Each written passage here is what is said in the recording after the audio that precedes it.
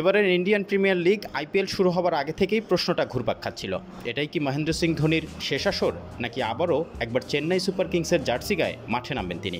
উত্তরটা জানেন একমাত্র ধোনি নিজেই। তবে চেন্নাই আশা করে আবারও হলুদ জার্সিতে আইপিএল মাতাবেন ভারতের সাবেক এই অধিনায়ক। চেন্নাইয়ের সিইও কাশী বিশ্বনাথ আশা করেন চেন্নাইয়ের হয়ে খেলা চালিয়ে যাবেন ধোনি, তবে পুরো সিদ্ধান্তটাই ছেড়ে দিতে চান এই তারকা ক্রিকেটারের উপর। আমি আসলে জানি না, এটা এমন একটা প্রশ্ন যার উত্তর কেবল ধোনিই দিতে পারে।